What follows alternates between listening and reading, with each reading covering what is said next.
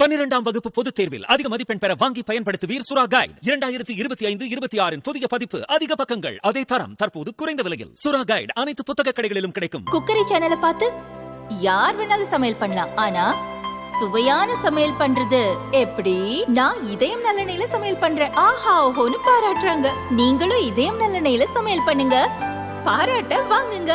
தினம் தோறும் வாங்குவே இதயம் இதயம்.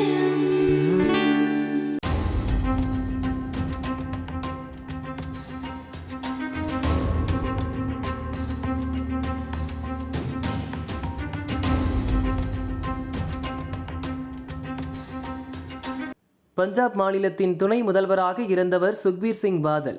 இவரது ஆட்சியில் சீக்கிய மதத்திற்கு எதிராக செயல்பட்டதாக குற்றச்சாட்டு எழுந்தது. சீக்கியர்களின் அதிகார பீடமான அகால் தக்த் அவருக்கு மத ரீதியிலான தண்டனை விதித்தது. தவறுக்கு வருந்துவதாக எழுதப்பட்ட பதாகையை கழுத்தில் அணிந்து கொண்டு கையில் ஈட்டி ஏந்தியபடி பொற்கோவிலில் சேவகராக பணியாற்றி வருகிறார். இன்றும் அவர் பொற்கோவில் வாசலில் சக்கர நாற்காலியில் உட்கார்ந்திருந்தார். கோவிலுக்கு வந்தவர்களில் ஒருவர் திடீரென பாக்கெட்டிலிருந்து துப்பாக்கியை எடுத்து சுக்பீர் சிங்கை நோக்கி சுட முயன்றார்.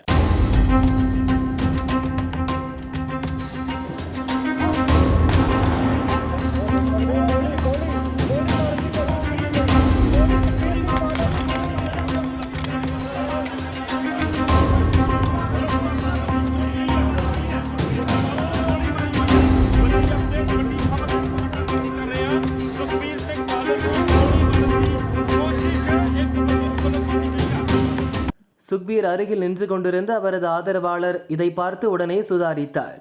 துப்பாக்கியை அவரிடமிருந்து பிடுங்க முயன்றார். அப்போது துப்பாக்கியிலிருந்து பாய்ந்த குண்டு சுவற்றில் பட்டது.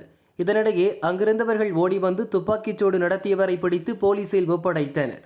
அதிர்ஷ்டவசமாக சுக்பீர் சிங் பாதல் உயிர் தப்பினார். துப்பாக்கியால் சுட முயன்றவர் நாராயண் சிங் சௌரா என தெரிய வந்தது. இவர் நேற்றும் பொற்கோவிலுக்கு வந்துள்ளார். இதற்காக சுக்பீரை கொல்ல முயன்றார் என்பது பற்றி போலீசார் விசாரிக்கின்றனர். பஞ்சாபில் கடந்த 2007 முதல் 2012 வரை சிரோமணி அகாலிதளம் ஆட்சியில் இருந்தது. அப்போது பிரகாஷ் சிங் பாதல் முதல்வராகவும் அவரது மகன் சுக்பீர் சிங் பாதல் துணை முதல்வராகவும் இருந்தனர். இவர்களது ஆட்சியில் தேரா சச்சா சவுதா அமைப்பின் தலைவர் குர்மீத் ராம் ரஹீம் சீக்கிய மதத்தை அவமதித்து பேசியிருந்தார். அவர் மீதான மத ரீதியிலான வழக்கில் மன்னிப்பு கிடைக்க செய்ய அப்போதைய ஆட்சியாளர்கள் உதவியதாக குற்றம் சாட்டப்பட்டது. இது பற்றி சீக்கிய மதத்தின் உயர் அதிகார அமைப்பான அகால் தக்த் விசாரித்தது. முன்னாள் முதல்வர் பிரகாஷ் சிங் பாதல், துணை முதல்வர் சுக்பீர் சிங் பாதல் மற்றும் அப்போதைய அமைச்சர்கள், சிரோமணி அகாலிதளம் கட்சி தலைவர்கள் ஆகியோர் குற்றவாளிகளாக அறிவிக்கப்பட்டனர். பிரகாஷ் சிங் பாதல் கடந்த ஆண்டு இறந்துவிட்டார். சுக்பீர் சிங் பாதல் அமிர்தசரஸ் பொற்கோவிலில் சேவகராக தூய்மை பணியில் ஈடுபட மத ரீதியிலான தண்டனை விதிக்கப்பட்டது. இதையடுத்து கட்சி தலைவர் பதவியை சுக்பீர் சிங் பாதல் ராஜினாமா செய்தார்.